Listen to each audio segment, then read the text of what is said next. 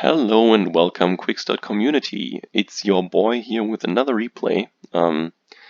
Actually, last time you've seen me doing my first video on an NSM mirror on this map, explaining different approaches to the matchup. You see Wirbel on this side as the white Space Marine. On the other side, there's me playing as with the standard green color theme, Space Marine as well. So let's get going. Actually, between my first video and this video, there's almost a gap more than a year. So there's been quite some time between these games. This is actually one of two games we played yesterday, so these are really new. I think due to the fact that last time I got Flamer Rush really heavily, and also hearing that Flamer Rush became kind of like the standard Wirbel thing to do in this matchup, this time I was actually considering that it would come. So you can see him starting out with 4 chapels. He's also getting 2 squads, 2 scouts to cap his base, and this will allow all his tactical marines to be really aggressive and yeah, support his rush. Basically, he's also going the squad cap increase on tier 1 to get a bigger mass of space marines. Of course, it does slow down his tech. You can see my tech is already running, whereas his tech is still on the way.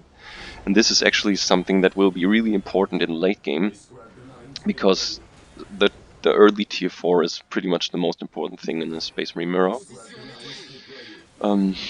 This time, because I was actually quite sure that the Flame Rush would come, I just instantly got up turrets. I know that it's not usually the best thing to do because it will hurt your echo, you will waste resources, and if there's, for example, no rush coming, you actually wasted money on turrets and building time. But since I usually feel really safe in the late game, I just wanted to try to survive the early game as good as possible. And this is a good example in this replay. So nothing out of the ordinary. You can see he's pumping out a lot of Space Marines with his 4 chapels. He's getting early nades upgrade, he's getting an early force commander, and he will definitely be approaching me early on with a big flamer mass. You can see me pushing out turrets as fast as possible. I have 3 of them up already, and this time I already tacked up my frag grenades as well, so I have a lot of tools to deal with this rush. I will tend to avoid getting flamers myself. I will actually never build flamers. I don't think they're a solid choice for a game that can head into different directions. For example, in his case, I think as soon as he sees the turrets in the back, he should have avoided committing to this attack, but he is indeed a really aggressive player, so that's just his style, I imagine. You can see me instantly pulling back, my turrets in the back firing already. I have Force Commander tying up 1 squad, I have Scouts tying up 1 squad in melee. My tier 3 tech is already going, and I have 6 squads sitting comfortably in the back of my base. The turrets are decimating his attack, and he has a hard time reaching my squads. So you can see I barely lose a unit here, whereas his rush is completely crushed. That's kind of a fatal mistake, I would say. There is one upside to this. In a matter of fact, I do lose a lot of workers. I lost 2 workers here at the turrets. I spent a lot of time building the turrets, and I lost another worker here. And the thing with that is, even though he lost his full army, he was able to safely get up his economy, which is a huge thing for him. With that advantage, he's able to rebuild more efficiently than I am, even though he has to rebuild a lot more than I am. So, yeah, you can see me already hitting tier 3 here. I will try to start my tier 4 as fast as possible, because the whirlwind timing is the most important thing in this matchup. Due to him having to rebuild his army, you can see that I'm able to get into a good concave position really far up in front of his base. I think the positioning of your army is one of the key factors in this matchup, apart from some other small factors. And the advantage is that I can just stand here and take fire on his listening posts, and as soon as he loses them, he's in a really uncomfortable position. He really doesn't he really doesn't want his echo to hurt, because he has to rebuild so much stuff. I'm sitting on fully maxed squads with barely any losses from the early game, and you can see he's desperately pressuring out dreadnoughts, Hellfires that is, to hold this attack and to save his listening posts. But it's really hard to deal with the amount of army I have left. So he ends up losing this LP here. I think he will end up losing this soon as well. And you can see that my tier 4 is already 40% done. And his should be starting now any second. It's quite a huge difference. So yeah, here you can see him starting the tier 4. He has huge requisition problems. And from this point on, I'm just slowly and surely grinding his economy down and grinding his base down. There's actually an observer saying I should just load into the Rhino and jump in his base. I have to say that I strongly disagree with that. Playing it this way is kind of the safe approach. You will use the advantage you've gained and just slowly, grind him down without him being able to do much about it. If you move into the Rhinos and just unload in his base, there's always room for mistake. You can get hit by a really nasty bombardment, you can get tied up in melee by dreads. The 3 listening posts in the back will shoot at your stuff, and they do considerable damage to infantry, and just going like all-out offense and unloading in his base may work, but it's definitely a big chance to screw up something, so I just prefer to play it safe. I do have the better position, there's no reason to give up the better position, and there's no reason to risk any mistakes happening. We all know Dawn of War is a game with horrible pathing, and sometimes there can shit things happen, so yeah. Just play it safe, play your style, play what you're comfortable with, and this is exactly what I like to do.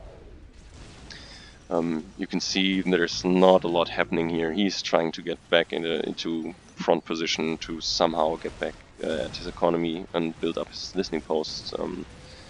His tier 4 is, I think it's done now, but his economy is still hurting, and you can see here my whirlwind is actually out already, whereas his whirlwind hasn't even started yet. And this is one of the key units of the matchup, so you can see now that it will hit his squads, it will cost him tons of money if he has to rebuild. It's really annoying. The hits are... yeah. It's really what you don't want to see when you're on defense, a whirlwind shooting up your infantry. At this point I also captured all the critical locations, so I'm sitting at a really nice economy, I can spam a lot of stuff, and I'm slowly getting up my green economy as well. You can see some small microing away from the dreads, so it doesn't take too long and you don't get tied up melee.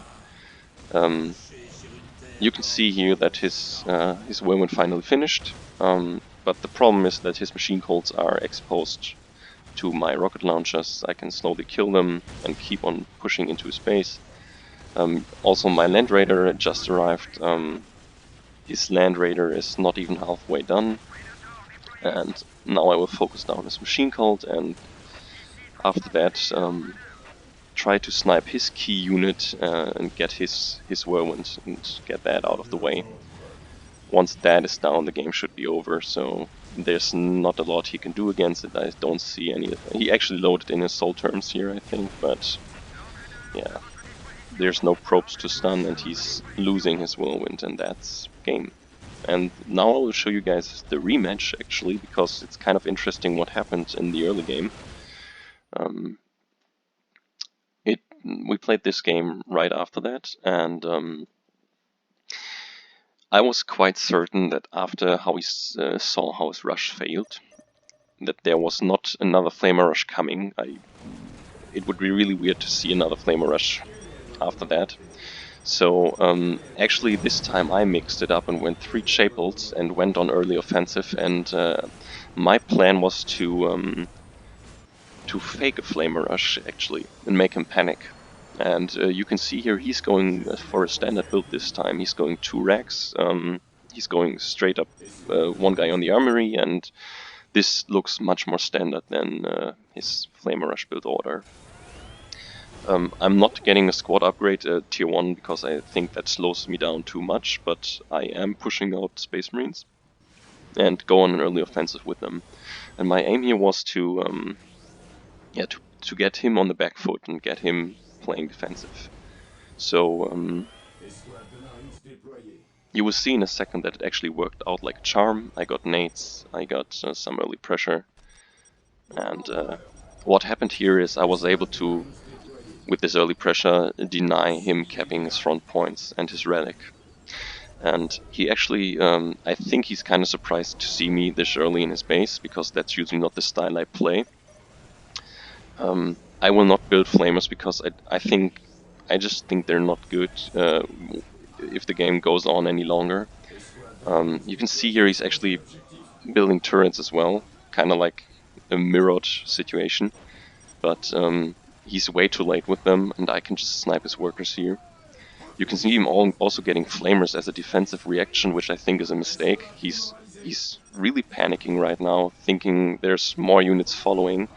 But at this point, all the damage I wanted to do is done. I denied his front points, I killed 2 workers, I made him do decisions that he doesn't like to do. For example, he's building a chaplain before his tier 3 tech, which will slow down all the advantage he gained from his build order. His base is progressing a lot slower than it should be, and you can see me sitting comfortably in my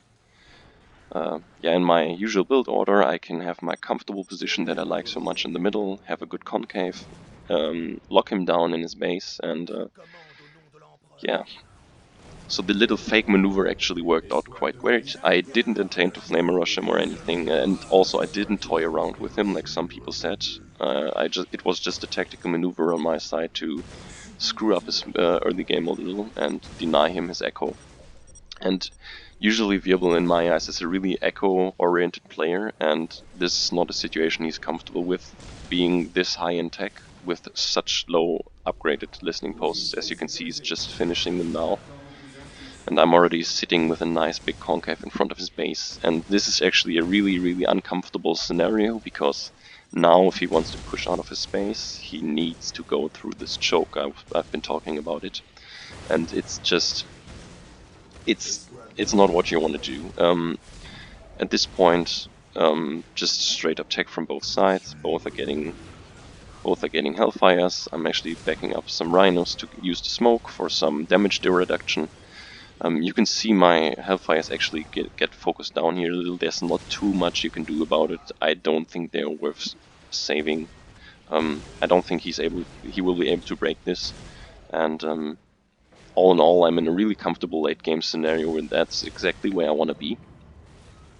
You can see him still reproducing. He's actually gone up to, I'm not entirely sure, but I think that's 6 squads.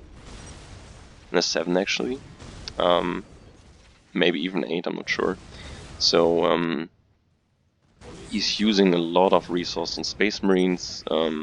He's still building Hellfires, and in general his tier 3 and tier 4, even with this more tech-oriented build order, is slower than mine. So what his aim now is he somehow has to leave his base, which is quite a hard thing to do. It usually to get out of a situation like this, you need an early you need an early whirlwind, you need dreads and terms to tie up the enemy, and maybe a good placed bombardment. What he's doing here is he's trying to move out with his superior mass, and in result will eat a really nasty orb bomb. You can see him immediately retreating, but the damage is pretty much done. Half of his army has been knocked into the heavy weapons.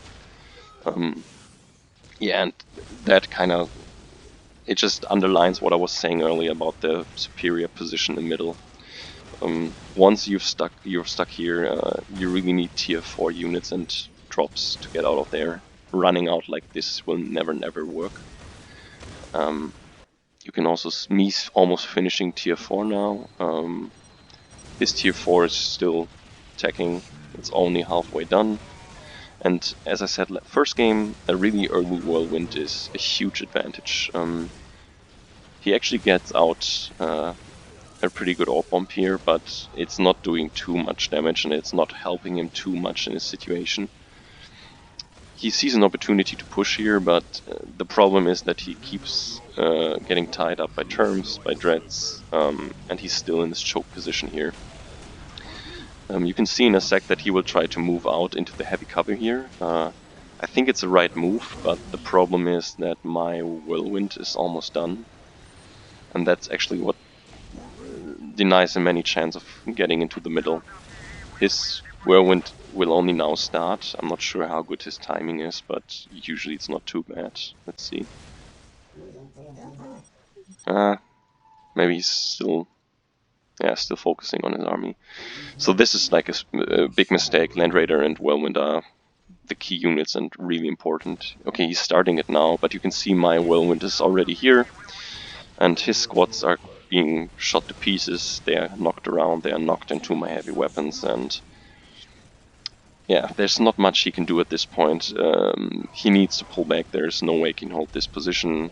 It's really expensive for him to lose this much TSMs again. And yeah, this is just the perfect scenario. You can slowly push up and try to get into range on to take out his listening posts. As I said, usually these games are decided by economy. So let's speed this up a little. You can see the whirlwind is shooting him to pieces. He has to pull back. Here I'm actually using my early Land Raider advantage and try to block his whirlwind with turrets, but it was still able to move through, sadly. But it allows my Land Raider to get closer and to take out his whirlwind, which will weaken his defense considerably. So here it dies, and I'm just using the moment because I see he doesn't have any probes out yet. I just try to get it back into my wall so it supports my defense for longer. And you see me targeting the listening posts here, so yeah, it's a tough call at this point. It's really hard to be in his shoes. He does gets a few stuns out here, but it's not enough usually to switch the situation around. I slowly get in range to his listening posts. I think I'm moving these squads here in a second. I'm also getting up turrets this time really early to fortify my position, to deal with any drop dreads. I have a really nice bank back at home, I have good resources, and at this point I'm pretty much free to do whatever I like, whereas he is still struggling with different resource problems. And he's trying to maintain his economy, which is really hard to do when you have terms and Space Marines in front of your base.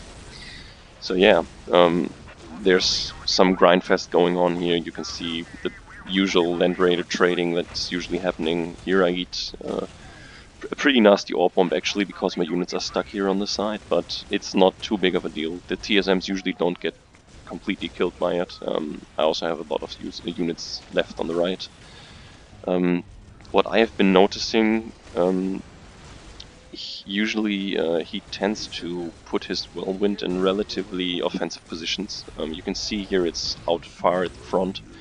I'm not sure if that is on purpose or if it's just a mistake, but in a second you will see it will get sniped by TSM rocket launchers, and that usually should never happen. If your whirlwind is in reach for tactical marines, your position is wrong.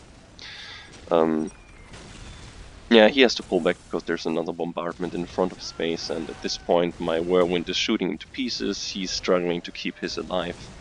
I actually think this one, once it pops, will be killed right again right away. And let me speed this up a little. You can see all my turrets in the middle are done. It's really hard for him to even get me into close combat. And here he loses another whirlwind, which is pretty much GG at this point. So I just slowly keep on pushing, I keep on reproducing my important units. Here comes the last Land Raider, and there's another offensive whirlwind here. I'm not sure if this one will survive. This one will be attacked by dreads as well. Let's slow down a little. He actually did a quite nice move here with his terms. He Word of the Emperor and then moved them in, and it killed a lot of my units. So I had to pull them back a little. But he lost another whirlwind. He's about to lose this machine call here, and he has barely any units left. So I started to use the empty base. I dropped in some dreads to kill the last bits of his economy. I killed his artifact and his armory. This is actually not interesting anymore because this is what is going to break his base. And he's doing some last stand, but the game is pretty much over. So yeah, that's pretty much 2 games in a row, and you can see that sometimes the mind games and the build orders can make a really big difference.